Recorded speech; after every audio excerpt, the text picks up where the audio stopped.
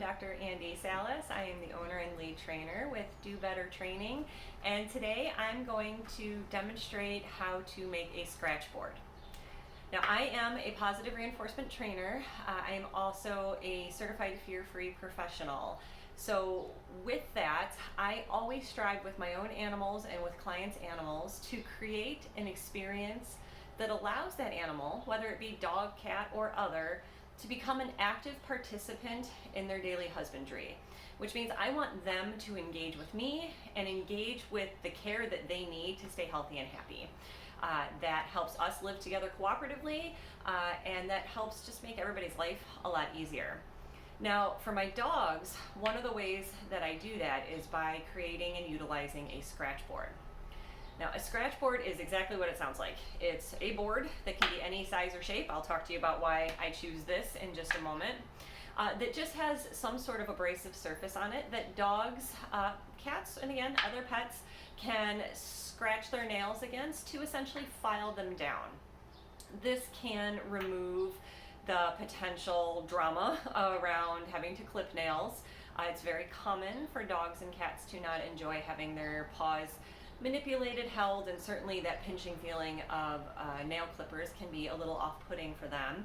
And many dogs and cats certainly are a little bit afraid of, say, Dremels and things like that. So a scratchboard is going to provide that trimming service that you need, but without any restraint for your pet. And it also allows them complete freedom or agency in how much they participate, how long they participate. And once they understand the game, you can even leave it out and just let them scratch their nails as they would like. So this is my old scratchboard, and hopefully you can see in the video, it's a little bit worn down here. So all this is just a 2x4. I cut it, it's about 2-ish feet tall. The reason I did that is I actually like to sit in this chair right here. I hold the scratchboard between my knees, and then I can cue my dogs or my cats to scratch, and then mark and reward them for it. It's very comfortable for me. This is also a great height, so if I do sit on the ground, I can kind of lean it against my shoulder, and it works out really well for me. You can pick any height, width that you'd like. I have some clients that simply use old clipboards, and it's just something that they hold on to while their dog or cat scratches. But this is a size that works well for me. Now, what I use for my abrasive surface is actually grip tape. So it looks like this, comes in a roll. I have had clients that have used just sandpaper instead. That is certainly an option, but what I find is that sandpaper tends to wear out faster. And if you've got bigger dogs or dogs that just have some really good thick nails like I have, sandpaper just doesn't quite cut it. It's not abrasive enough to really rub down their nails. It doesn't make much of an impact. The grip tape I found works extraordinarily well. It's easy to apply and it's cheap. I'm not at all brand loyal, so I will just look on Amazon and I purchase whatever grip tape is the cheapest, and I have yet to have a problem with that. Now, downsides with creating a scratchboard, really just in general, because you're going to run into this with sandpaper, is that you really are only going to be able to use it for so long before you have to discard it. So this side is worn out. My scratching surface is all worn smooth. This is no longer effective.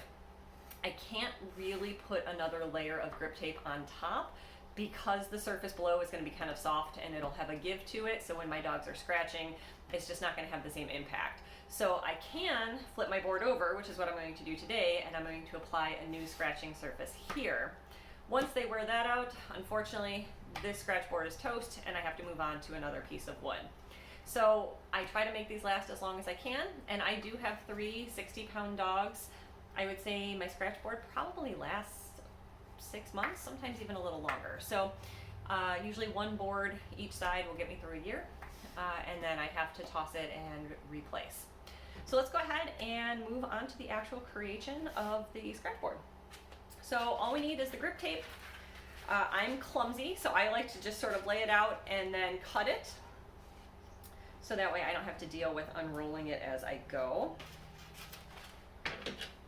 Now, my board is just a bit longer, or wider, sorry, than my tape is.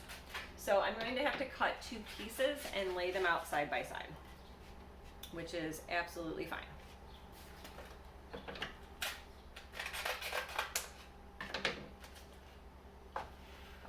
so now that I have my pieces, I'm going to start the most complicated part, and I did start this before I got on already, and that's peeling off the backing. Sometimes this is a bit of an exercise in patience, but once I've got that peeled off, I'm just going to line it up here, my top corner, and I'm going to smooth it out, and then I'm just going to make sure I'm laid out nice and straight, and then as I go, I'm just peeling and pressing.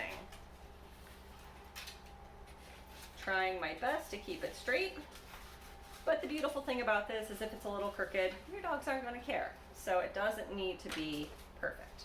Okay, so I've got that laid out now. I've got a little surplus here, so I'm just going to cut off the tail that I created. Okay. And I've got this nice smooth surface. Now, a lot of the grip tape brands will also give you this handy dandy roller, so you can just go over it.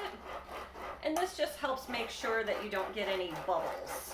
When you do get a bubble, again, it'll still work. I've used mine when I've noticed that I had a bubble in there, but what typically happens is that one of my dog's nails will catch that bubble, and then they'll tear the grip tape away from the board.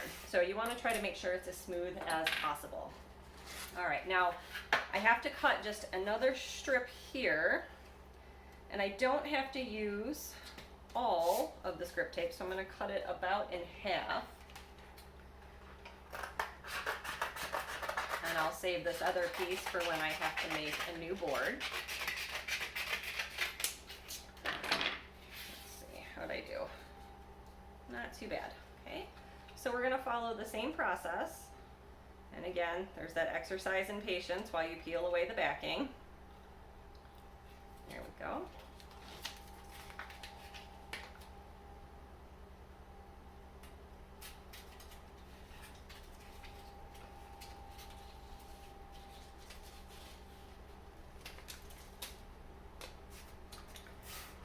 All right.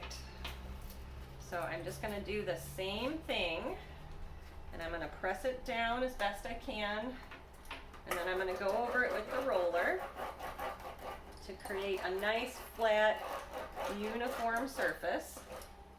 All right, and then lastly, I like to take a little bit of electrical tape, and I just tape up the sides. That makes sure it doesn't peel away, and it also just makes it a little bit more comfortable for me to hang on to this. It is abrasive, just a bit, that's its purpose, but we don't need that on our hands. So I just put a little bit of electrical tape on as a trim, and it just helps keep everything in place as well.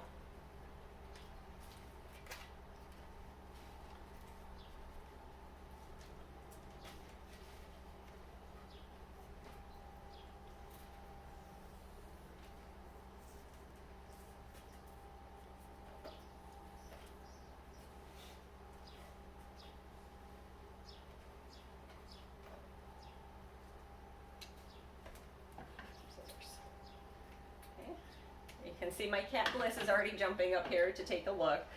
She is also trained to use the Scratchboard just like my dogs are. She's still working on it a little bit, but it is something that she is learning, so that way she can work on filing down her own nails and we don't have to cut them as much. All right, so now I just have to press down the electrical tape. A lot of times I'll use the little wheel that I'm given with my grip tape as well, just to make sure it's nice and secure. And I may add on a little extra tape later on, but mostly it's just to seal up the sides. And so now I have a completed Scratchboard that I can use with my dogs and cats to start grinding down their nails, so we can avoid those dreaded nail trims and make nail trimming time a fun and happy experience for all of us, which is always, of course, our goal in positive reinforcement, and certainly our goal when we are using fear-free practices as well.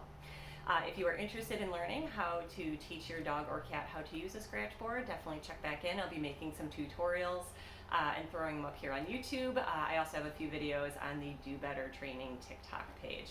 All right, thanks for joining.